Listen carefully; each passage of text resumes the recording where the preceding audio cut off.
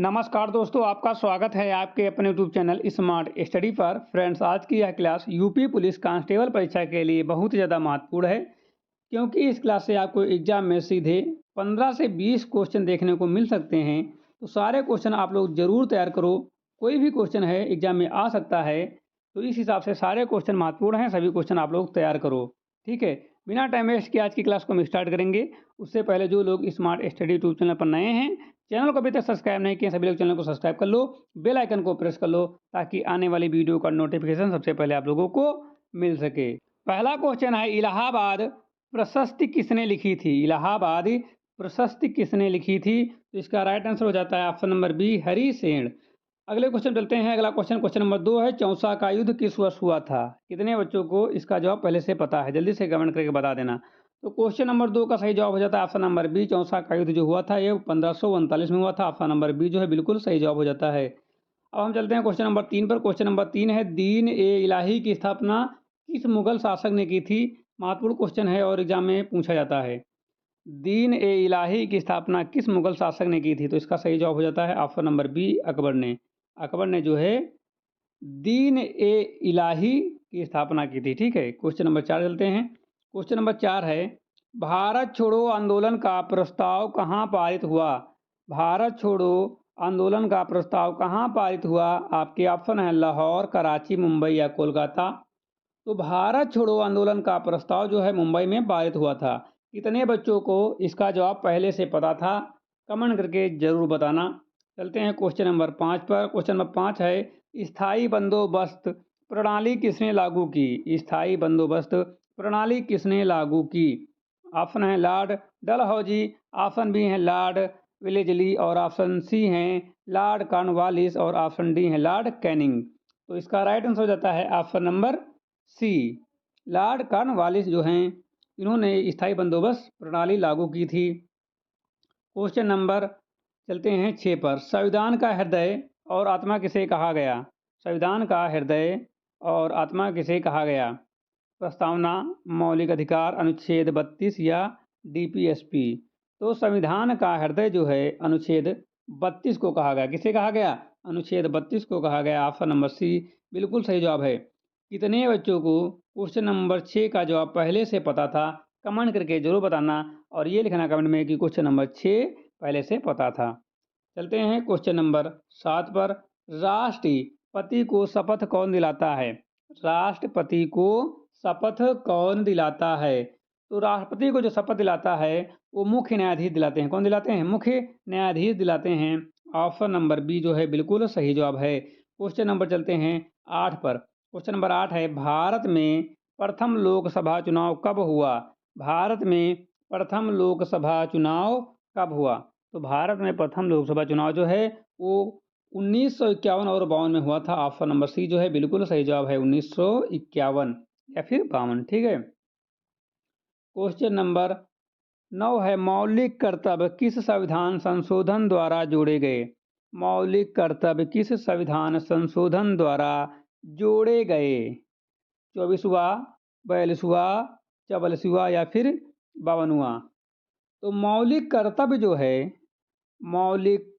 जो है ये संविधान के 42वें संशोधन द्वारा जोड़े गए।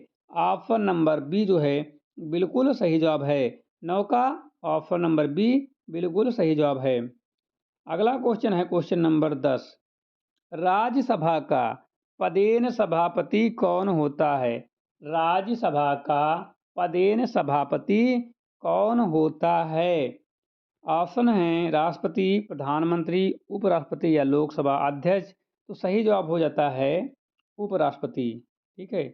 राष्ट्रपति का राज्यसभा का पदेन सभापति जो होता है उपराष्ट्रपति होता है। अगला क्वेश्चन है, भारत की सबसे लंबी सहायक नदी कौन सी है? भारत की सबसे लंबी सहायक नदी कौन सी है? यमुना, घाघरा, गोमती या फिर कोसी? तो 11 का सही जवाब है option number A, Yamuna. Bharat की सबसे लंबी सहायक नदी जो है वो यमुना है। कौन सी है? यमुना। सहायक, ठीक है, सहायक में जो है यमुना है, ठीक है। और वैसे गंगा सबसे लंबी नदी है, ठीक है। और विश्व में पूछे तो आपकी नील नदी हो जाएगी, ठीक है। क्वेश्चन नंबर 12 है, साइलेंट वैली किस राज्य में स्थित है? तमिलनाडु, केरल, असम या कर्नाटक? तो इसका सही जवाब हो जाता है ये केरल में स्थित है। कहाँ? केरल में। 13 है, काली मिट्टी किस फसल के लिए उपयुक्त मानी जाती है? इसका जवाब सभी को पता होगा, बोलो तो बताएं, अदरवाइज हम नेक्स्ट क्वेश्चन पे चलें। फिलहाल हम बता देते हैं, तो काली मिट्टी जो है वो कपास की खेती के लिए बहुत ही ज़्यादा उपयुक्त होती है। 14 पे चलते हैं, पृथ्वी का सबसे बड़ा महासागर कौन सा है? पृथ्वी का सबसे बड़ा महासागर, ठीक है, पृथ्वी का पूछ रहा है, भारत का नहीं। पृथ्वी का सबसे बड़ा महासागर कौन सा है? तो पृथ्वी का सबसे बड़ा महासागर जो है वो प्रशांत महासागर है। कौन सा है? प्रशांत महासागर। 15, मानसून पवन किस कारण उत्पन्न होती हैं? मानसून पवनें किस कारण उत्पन्न होती हैं? ऑप्शन है चंद्रमा का प्रभाव, ताप एवं दाब का अंतर, ज्वालामुखी या समुद्री तूफान। तो मानसूनी पवनें जो हैं ताप एवं दाब के अंतर के कारण जो है उत्पन्न होती हैं। ऑप्शन नंबर बी बिल्कुल सही जवाब है। अगला क्वेश्चन है, मानव शरीर की सबसे बड़ी ग्रंथि कौन सी है? मानव शरीर की सबसे बड़ी ग्रंथि कौन सी है? आग्नेयाशय, यकृत, थायराइड या प्यूटरी? तो 16 का सही जवाब है ऑप्शन नंबर बी, यकृत। ठीक है, यकृत। 17 नंबर है, डीएनए का पूर्ण रूप क्या होता है? डीएनए का पूर्ण रूप क्या होता है? तो डीएनए का पूर्ण रूप होता है वो डीऑक्सीराइबो न्यूक्लिक एसिड होता है। ऑप्शन नंबर बी जो है बिल्कुल सही जवाब है। ठीक है, अगला क्वेश्चन है, बल का एसआई मात्रक क्या है? या बल का एसआई मात्रक क्या होता है? तो 18 का राइट आंसर हो जाता है न्यूटन। ऑप्शन नंबर बी बिल्कुल सही जवाब है। बल का एसआई मात्रक जो होता है वो न्यूटन होता है। ठीक है, अगला क्वेश्चन है, विद्युत धारा मापने का यंत्र कौन सा है? विद्युत धारा मापने का यंत्र कौन सा है? वोल्ट मीटर, बैरोमीटर, आमीटर या हाइड्रोमीटर? तो वोल्ट मीटर, बैरोमीटर, आमीटर या हाइड्रोमीटर? तो 19 का जो है राइट आंसर हो जाता है ऑप्शन नंबर सी, आमीटर होता है। विद्युत धारा मापने का यंत्र जो होता है वो आमीटर होता है। क्वेश्चन नंबर 20 चलते हैं, पौधों में प्रकाश संश्लेषण मुख्यतः किस भाग में होता है? पौधों में प्रकाश संश्लेषण मुख्यतः किस भाग में होता है? ऑप्शन है जड़, तना, पत्ती या फिर पुष्प। जड़, तना, पत्ती या फिर पुष्प? तो सही जवाब हो जाता है पत्तियों में। प्रकाश संश्लेषण जो है मुख्यतः पत्तियों में होता है। हमने आपको 20 क्वेश्चन करा दिए हैं, कमेंट करके बताओ कि आपके 20 में कितने सही हुए। हमने हर एक टॉपिक कवर करने की कोशिश की है, कोई भी टॉपिक नहीं छोड़ा है। आगे चल के हम हर एक टॉपिक से महत्वपूर्ण क्वेश्चन जरूर से जरूर कराएंगे। ठीक है, एक भी क्वेश्चन मिस नहीं करने वाले हैं, एक भी टॉपिक भी मिस नहीं करने वाले हैं। ठीक है, 21 नंबर मैथ का क्वेश्चन है, मैथ का पहला क्वेश्चन है। ठीक है, कि यदि 15 आदमी किसी कार्य को 20 दिन में करते हैं तो वही कार्य 10 आदमी कितने दिन में करेंगे? तो दिन पूछा है, तो दिन को हम डी से डिनोट करेंगे और डी निकालने के लिए सबसे पहले कुल काम होता है, अपान में क्या होता है? आदमी। ठीक है, तो कुल काम कितना हो जाएगा? ये कुल काम इन दोनों का गुणा करोगे कुल काम आ जाएगा। तो 15 गुणे 20 कर देंगे और डिवाइड बाई आदमी, कुल आदमी कितने हैं? वही कार्य जो करेंगे लास्ट में, तो 10 दिन में करेंगे। तो ये 10, तो इसको जब हम काट देंगे 0 से 0 तो आएगा 30। तो इसका राइट आंसर हो जाएगा ऑप्शन नंबर बी, 30 दिन में। ठीक है, तो दिन निकला है 30। ठीक है, दिन का फार्मूला क्या होता है? दिन का फार्मूला होता है दिन बराबर कुल आदमी, ठीक है, या कुल काम। ठीक है, कुल काम अपान में आदमी। ठीक है, तो कुल काम क्या होगा? कुल काम जो मतलब आदमी और दिन मिलाकर करेंगे तो वही कुल काम होता है। ठीक है, आदमी और दिन का मल्टीप्लाई करते हैं, यहाँ पर कुल जो है काम आ जाता है। अपान में जो आदमी, आदमी से डिवाइड कर देंगे तो दिन निकल आएगा। ठीक है, तो ये फार्मूला आता है कि दिन बराबर होता है कुल काम बटे आदमी। यहाँ पर 30 आदमी, 30 दिन आ जाएगा। ठीक है, कितना आएगा? 30 दिन। ऑप्शन नंबर बी बिल्कुल सही जवाब है। अगला क्वेश्चन 44, 22 नंबर है, 144 का वर्गमूल क्या होता है? तो 12 का होता है, 12 बराबर 144 होता है। 12 गुणे जब 12 करोगे तो तब 144 आता है, ठीक है, 144 आता है। ऑप्शन नंबर बी बिल्कुल सही जवाब है, वर्गमूल, ठीक है। आप लोगों को 25 तक वर्गमूल याद रखना है। एग्जाम में आया तो आप लोगों को निकालना नहीं वर्गमूल, सीधे कर देना, ठीक है। 23 नंबर है, किसी संख्या का 20% बराबर 80 है तो संख्या ज्ञात करना है। तो 20% बराबर 80 है तो संख्या क्या हो जाएगी? तो उस संख्या को हम लोग इस प्रकार से निकालते हैं, 20 एक्स बराबर 80 और यहाँ पर परसेंट हटा के 100 हो जाएगा, ठीक है। परसेंट हटाएंगे तो 100 नीचे आ जाता है, इस जीरो से ये जीरो हट जाएगा, ठीक है। बाद में एक्स बराबर क्या बचेगा? एक्स बराबर आपका बचेगा 8 गुणे 100, ठीक है। और इस 2 से 2 काटेंगे तो कितना आ जाएगा? हो जाएगा 4, ठीक है। तो यहाँ पर 8 ना लिख के लिखेंगे 4, ठीक है। क्या लिखेंगे? 4, और इन दोनों का मल्टीप्लाई करेंगे तो कितना आ जाएगा? 400, ठीक है। ये ऑप्शन नंबर सी बिल्कुल सही जवाब है, ठीक है। देखो इस जीरो से ये जीरो कट गया, इससे ये जीरो कट गया, और इस 2 से ये 8 कट गया तो आ जाएगा 4 यहाँ पर, ठीक है। नीचे बचेगा 100, तो एक्स बराबर हो जाएगा 4 गुणे 100 बराबर 400, ठीक है। अगला क्वेश्चन, क्वेश्चन नंबर 24 है, श्रृंखला पूर्ण करें।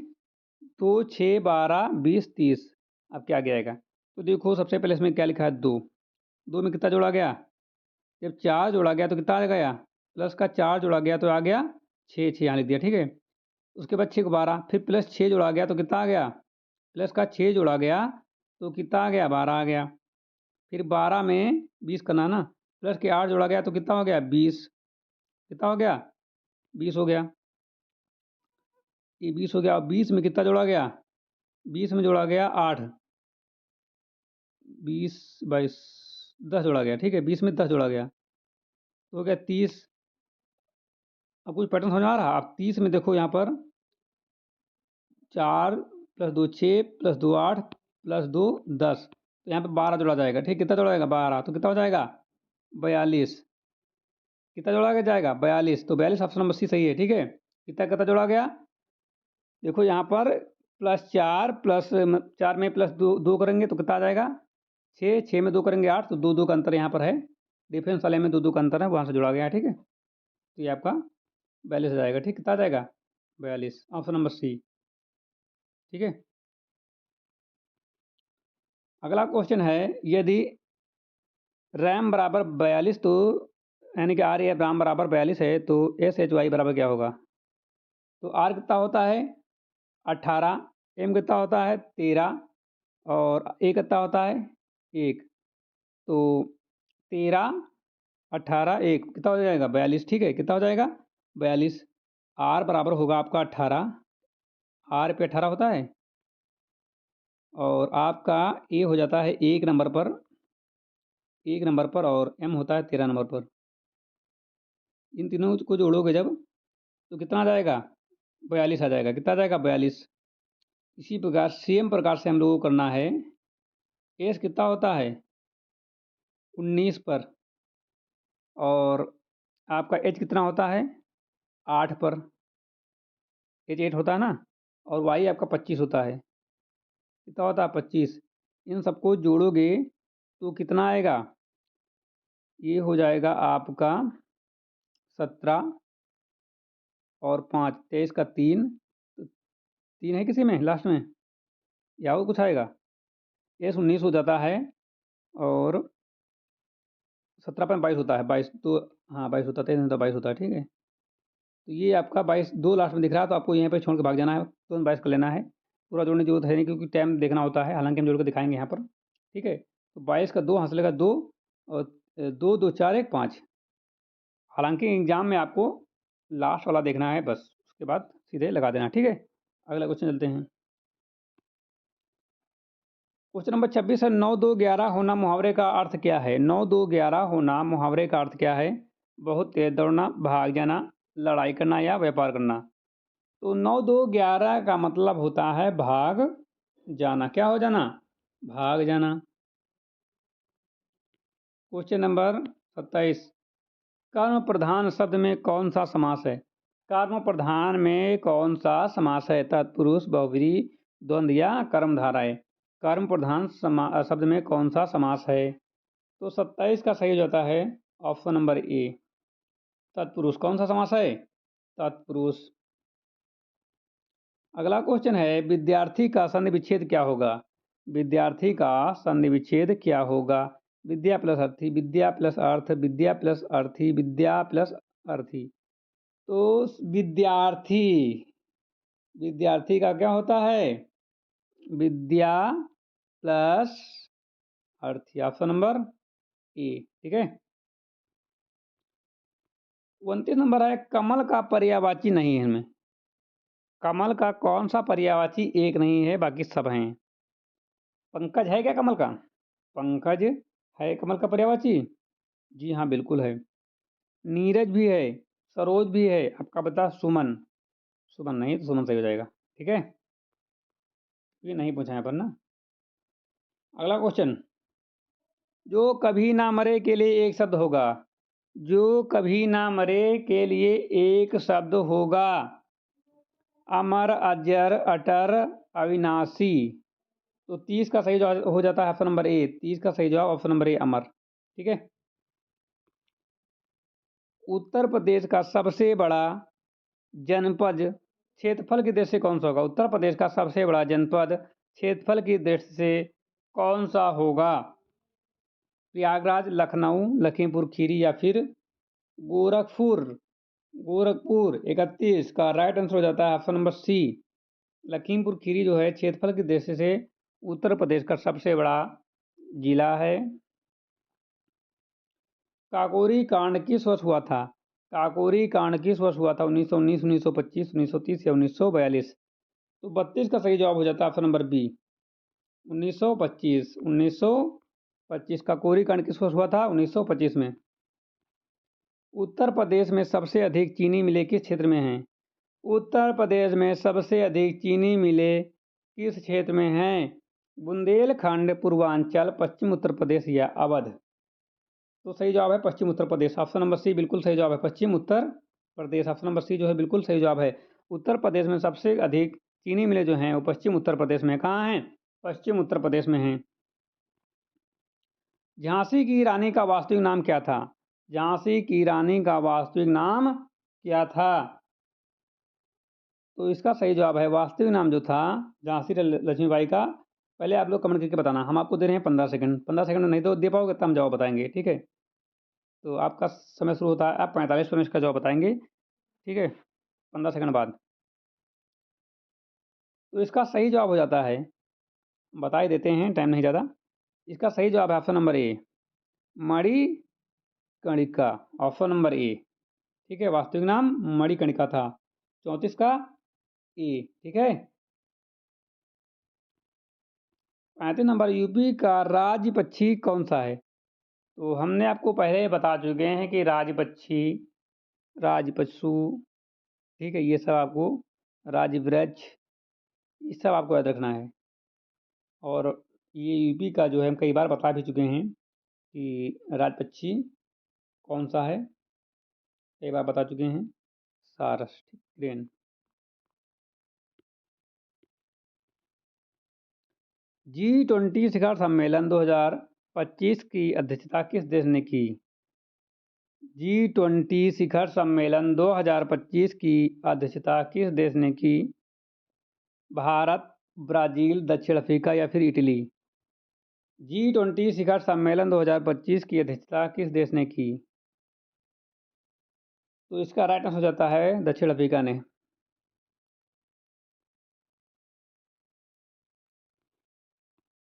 चंद्रयान 3 का लैंडर क्या कहलाता है।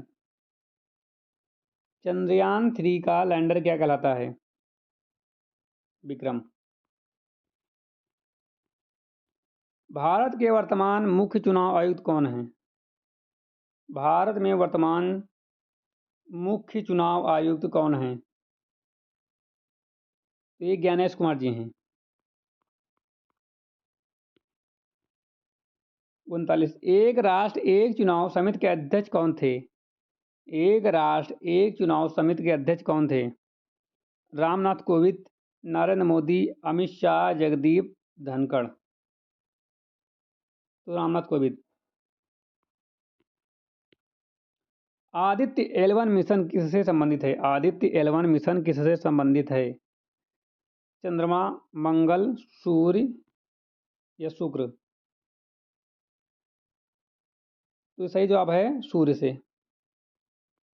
ठीक है, सूर्य से। भारत का राष्ट्रीय आय अनुमान कौन जारी करता है? भारत की राष्ट्रीय आय का या भारत का राष्ट्रीय आय अनुमान कौन जारी करता है? आरबीआई, नीति आयोग, एनएसओ या वित्त मंत्रालय? तो ये जारी करता है नीति आयोग। कौन करता है?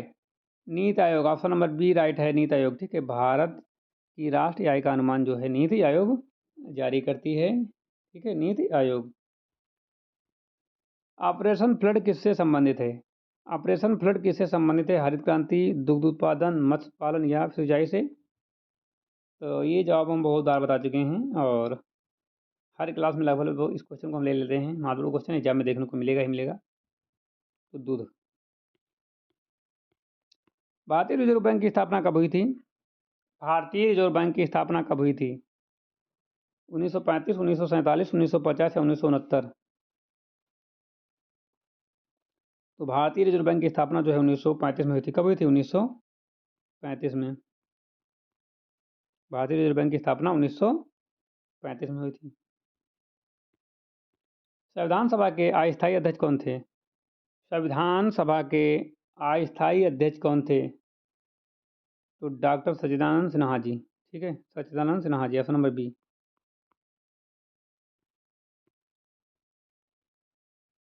45 नंबर है, मायोपिया किससे संबंधित रोग है? मायोपिया किससे संबंधित रोग है? कान, आँख, त्वचा या हृदय?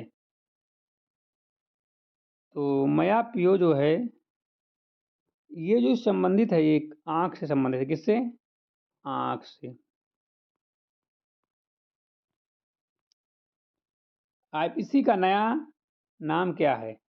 आईपीसी का नया नाम क्या है? भारतीय दंड अधिनियम, भारतीय न्याय संहिता, नागरिक सुरक्षा संहिता या भारतीय अपराध संहिता? तो इसका सही जवाब है भारतीय न्याय संहिता। सीआरपीसी का नया नाम क्या है? सीआरपीसी का नया नाम क्या है? तो इसका सही जवाब है भारतीय नागरिक सुरक्षा संहिता। भारतीय नागरिक सुरक्षा संहिता। फिंगरप्रिंट प्रणाली का जनक किसे कहा जाता है? फिंगरप्रिंट प्रणाली का जनक किसे कहा जाता है? तो 48 का राइट आंसर हो जाता है ऑप्शन नंबर बी, हेनरी फल्ट्स। ठीक है, ऑप्शन नंबर बी। 112 सेवा किससे संबंधित है?